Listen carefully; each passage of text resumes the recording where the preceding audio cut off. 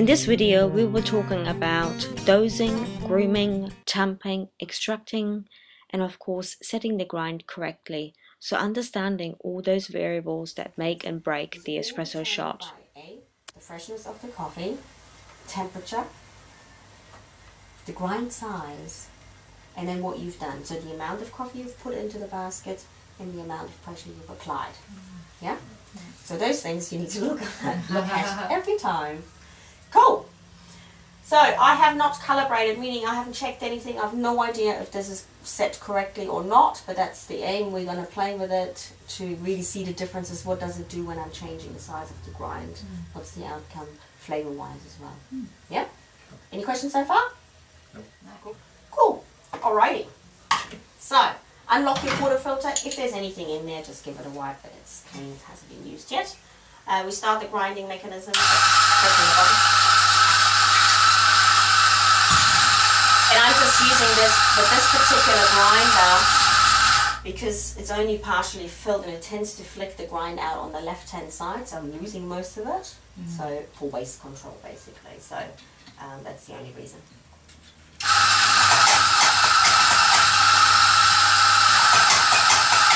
See how it's coming out on the left?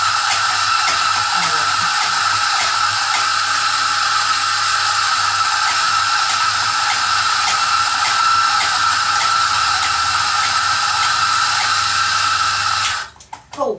What you want to achieve is your basket is full, so you pretty much have a mountain in there. Yeah? You give it a gentle knock. This is just to settle it a little bit, and any real empty areas in there are gone. Yeah? And now we're going to move this mountain into any possible valleys, and we want to end up with an evenly distributed basket level with the rim. Yeah? So that's the key. But this one here, I'll literally just go chop, chop, chop, chop, chop. Just filling out any empty areas, just making sure it's all filled, and then wiping off. Using a knife, this is called the Chicago chop. You can also, of course, use your hands and using Schomer's north, south, east, west method, where you're just moving the grinds north, south, east, west to ensure that you have an evenly distributed basket, level with the rim with absolutely no empty areas whatsoever to really ensure an even filled basket, therefore an even extraction with no channeling taking place. Cool. Now comes the actual tamp. First, it's just a leveling. There's actually no pressure involved, so I'm just placing the tamper. This is to make it nice and level. Yeah, and the evenness is really, really important. What would happen if I leave it like this? I guess the water would sort of tip down that side when it comes through. Kinda. Water will always take the path of least resistance. So if there is less coffee somewhere, it'll go that way. If there is less compaction, then it'll go that way. Yeah.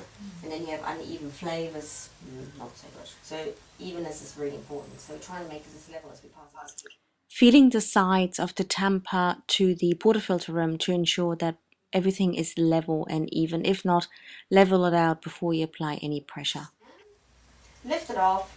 Give it a knock on the side. That's just for that loose grind to fall off the wall, and we can tamp it down as well. And then the compaction is literally just one short, sharp pressure. It's not leaning on there with your whole body weight. Oh no, it's crazy. It's just quickly building a bit of resistance. We don't want to build a cement wall. It's just, that's it. Okay. Yeah. And a polish that makes it nice and smooth. We clean the cleats, or lugs they're sometimes called, and the rim. So my seal can seal 100%. Purge. This is just to rinse out any old grind that might be hanging up there. It heats everything up quite nicely, stabilizes pressure as well. We pop it in 8 o'clock, pull it nice and tight. And what we're going to do is we're going to measure it and we're going to time it. And hopefully we have success. What I really want you to do is look at time. How long does it take for the first coffee to come out? What is the color of the first coffee coming out? And then obviously the overall extraction time. Cool?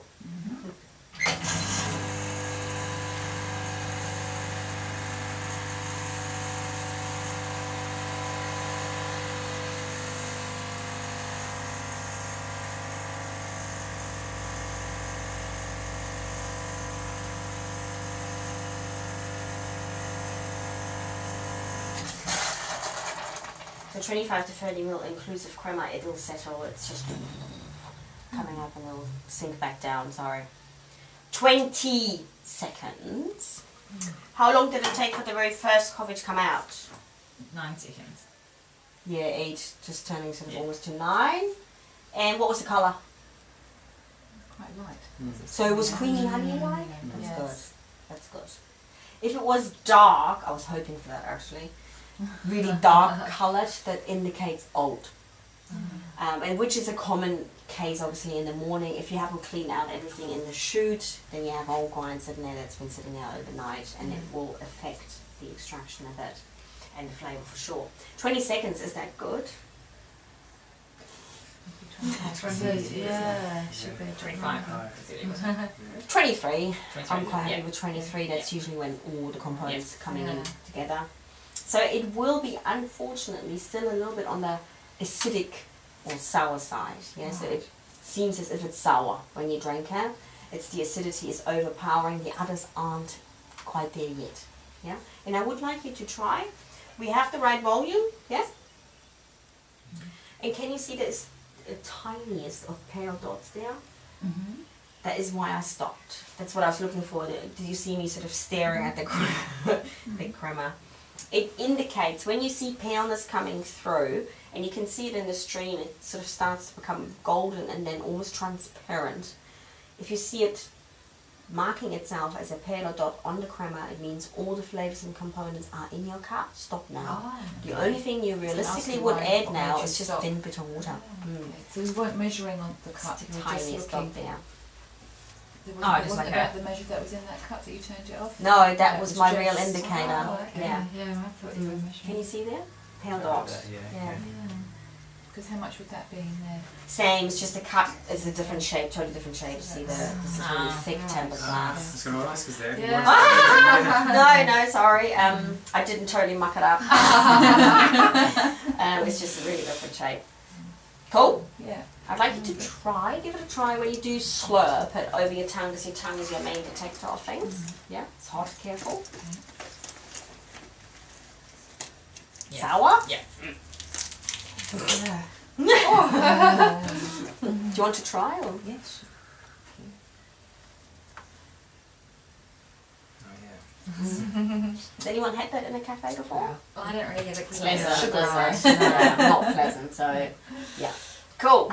So what can I do to change it? Because time-wise, I'm not there. It came too quickly. I need to slow it down somehow. What can I do? Coarser grind. No? Finer grind. Yeah.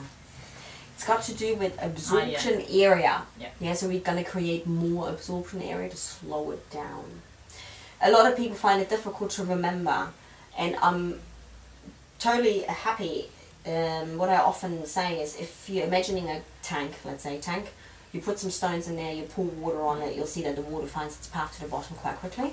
If you now exchange the stones with the black volcanic fine sand that we've got, pour water on top, it'll take a lot longer. It's a different physical principle, but helps you to remember. Smaller slows it down, bigger speeds it up in there. Yeah? So we would... with the filter, doesn't it, when you use the fine grinding filters? Is the time Ooh. passing through? Yeah, yes, but when you're making filter coffee, your grind must be a lot coarser than for espresso. Oh, okay. There's actually, Turkish grind's the finest for Turkish coffee, then comes the espresso, then comes the filter coffee, then comes the plunger. The plunger is actually the coarsest.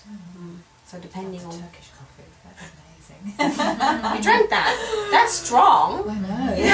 It's very But it's got strong. a sweetness, yeah. Oh, it's very sweet. Just a beautiful, yeah, so smooth, sweet. It's syrup. It's like yeah, it's velvet. quite it is very nice, very nice. Cool, so I have to make my grind a little bit finer.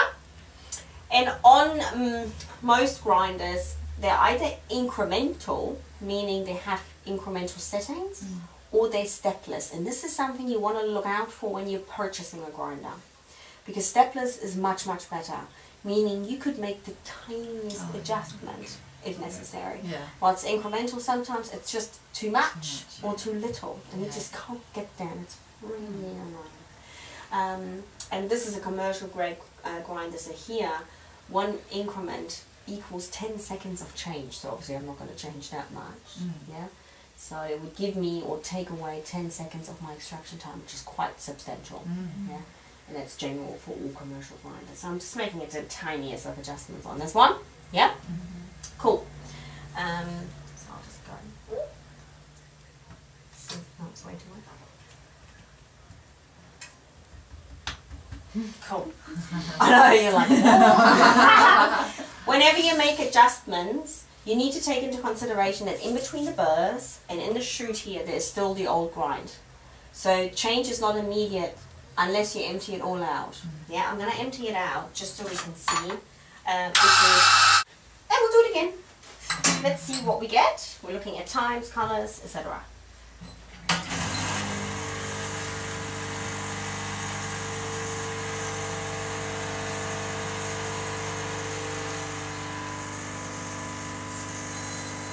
And I'm going to look again at that paleness. That's when I will stop. Yeah. Maybe you can see it if you want to have a look. Did you see it? No. What are we looking? Is it on the when it's coming out? It is both areas. It's when it comes out, and then it marks here. It just that's the reason. It just started. Yeah. That's why I stopped. Sorry. That's right. Did we try it? Yes. Yes. What do you think? Better? Is it better? Yeah, it wasn't as tart. Yeah, definitely not as. Was it more creamy? Yeah, I found it sort of a bit smoother. Yeah. Notice it darker. Yes. So, has it got more crema retaining? Yes. Yes. Yeah. So it's overall already an improvement. We're not quite there yet, but I would assume now that I probably didn't empty everything, so there's a mixture of new and old, and the next one will be even better. But you wouldn't adjust it again. No, I No. would not. Never ever make an adjustment immediately after. Give it at least Okay. another shot. At Yeah. least another shot. Yeah. Mm. Yeah. Otherwise, you may adjust and then Yeah. suddenly ending up on the Oh, other yeah. side. Yeah. I've seen many baristas tearing their hair out, not knowing what's going on because they didn't take into consideration that there's oil. Cool. Now, I'm going to step away from this machine because although I have adjusted it, it's sort of adjusted to me, which is not good because it's going to be you or you going to work on this machine. You're going to have a slightly different style, which is a natural occurrence. Yeah. So you're going to dose slightly differently, move it around slightly differently, and you're going to tamp definitely slightly differently. Everyone is going to have a different feel on that or different way. So there will be differences in extractions, of course there will be. You would set the grind to you, basically. And this is why we have often in cafes when the main barista is on, everything's fantastic. He goes on a break, the relief comes on, nothing is set in regards to that person. So they have a different style, the grind is not the right size for that person, and it's all out. Is that because of the timing through here? It will throw it out. Yeah. Because mano, the hand, the touch, the human touch, it's just a natural occurrence that we can't change. We have to work with it. Yeah. So realistically, he would have to readjust everything for that person, but they don't generally do that because they don't want to waste the grind. So they'll just make crappy coffees for half an hour and then it goes back to normal. However, even though we've set the grind, it does change by itself. What causes it? The grind or the... The grind. The grind, sort of the